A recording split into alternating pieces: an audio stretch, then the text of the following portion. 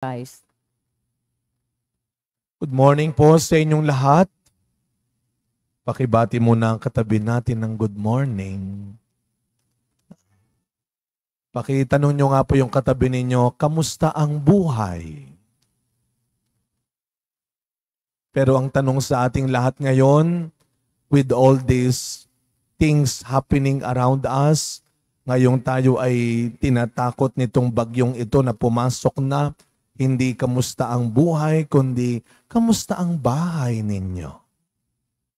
Naihanda nyo ng mabuti. Napatibay na ba natin ng mabuti? Tamang-tama sa linggong ito, we are celebrating a very special house of God. A very important house of God in the world. Today we celebrate the feast of the dedication, ang pagtatalaga sa tinaguriang nating mother and head of all churches in the world. Ang pinakamahalagang simbahan sa buong mundo nating mga Katoliko, ito ay ang Lateran Basilica. Ito ay na-dedicate o tinalaga noong 324 by Pope Sylvester I. This is the official cathedral in Rome and the official seat of the Holy Father. Pope ang pangunahin, opisyal na luklukan ng Santo Papa. Bakit ho Lateran? Yung Lateran ho ay ang apelido ng pamilyang nagmamay-ari ng lupang kinatitirikan ng basilika na ito. Kaya Lateran Basilica. Pero ang pinaka pangalan, titulo ng basilikang ito ay ang The Church of Christ the Savior. Ito ay ang mother of all churches in the world. At ang ganitong pagdiriwang mga kapatid, when we remember the dedication of the Basilica of the Church, ang bawat simbahan po actually ay merong dedication. Kaya nga ho ito ang ating inaalam mabuti ngayon, ang ating simbahan, ang ating parokya, ang ating pong pagkakatalaga sa ating bagong simbahan dahil as I learned in the history of our parish, ilang beses din pinagawa itong ating simbahan, so kinakailangan nating alamin mabuti ang latest dedication day ng ating parokya. Napakahalaga nito. Bakit? Ang mga ganitong pagdiriwang, ang mga ganitong paggunita ay paalala sa atin ng gospel na narinig natin ngayong umaga.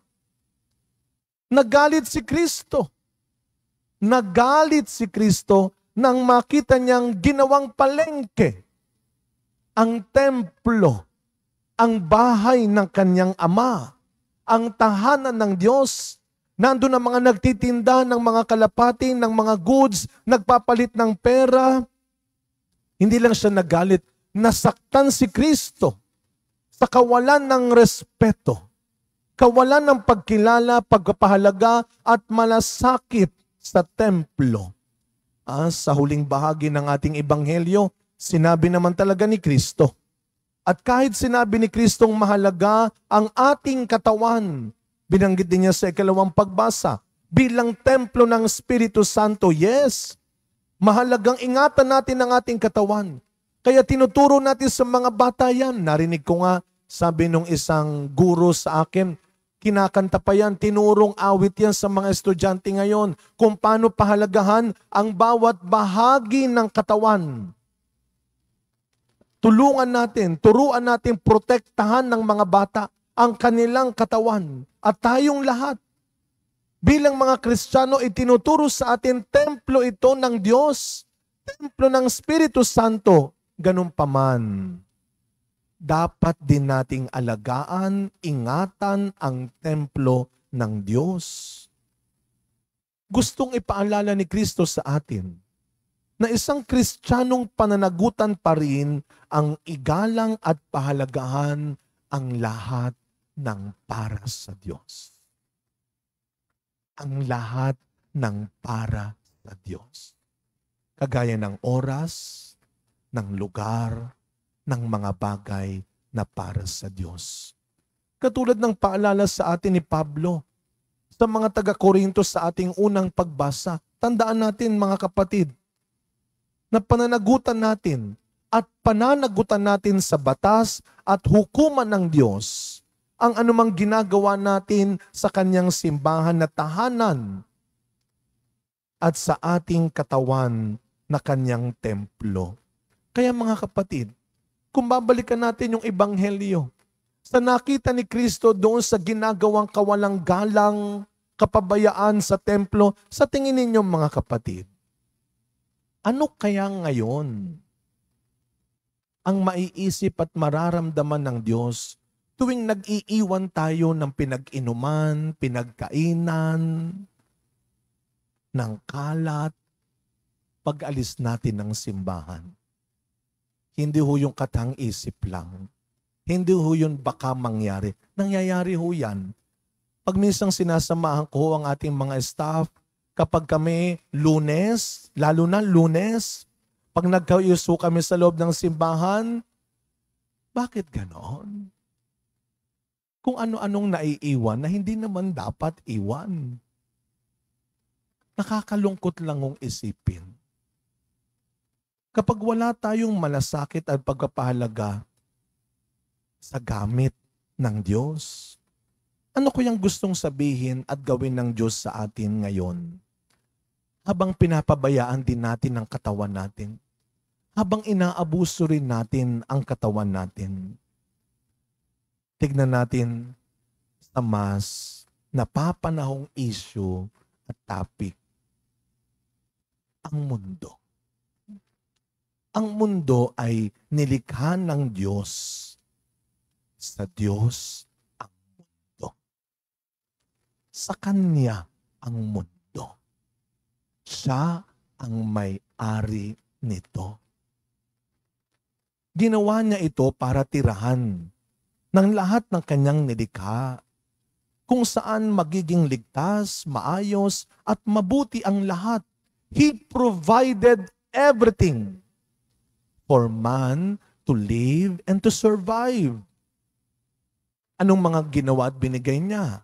Kakainin ng tao, titirahan ng tao, gagamitin ng tao, halaman, hayop, bundok, at ang sabi ng unang pagbasa, kagaya ng mga tubig. Pero anong kawalangyaan ang ginagawa natin at ginawa natin?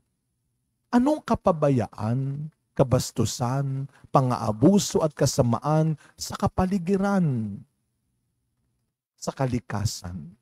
Kahapon, sa ginawa nating seminar sa tulong ng DSWD Regional, isang seminar on disaster risk reduction and management, pinaalala sa ating kahapon na isa sa malaking dahilan ng malalang epekto ng mga kalamidad tulad ng lindol at bagyo ay ang kawalan ng disiplina at respeto ng mga tao. Hindi pa ba obvious ang napakasamang epekto, resulta ng mga kalamidad ngayon? Siguro nagagalit ulit ang Diyos. Dahil mas naghihirap at nahihirapan ang mga kaawa-awang biktima ng kasamaan, kaswapangan ng iilan. Kaya ang linggong ito tamang-tama. The Feast of the Dedication. Ang mundo ay sa Diyos. Ang kapaligiran, ang ating katawan, ay pananagutan natin sa kanyang hukuman. Kaya sa pagkapatuloy na misa natin mga kapatid, tandaan ho natin at baunin natin pag-uwi natin. Lahat tayo, sabi ng minsang kasulatan, lahat tayo may pananagutan sa bawat isa, sa bawat nilikha ng Diyos. Ibigay natin ang sa Diyos, ibigay natin ang para sa Diyos. Kung paano natin inaalagaan ang ating katawan, kung paano natin iniingatan ang ating kapaligiran, yan ay isang malaking tanda ng respeto, pasasalamat at pagmamahal sa Diyos na tunay na may-ari. Amen.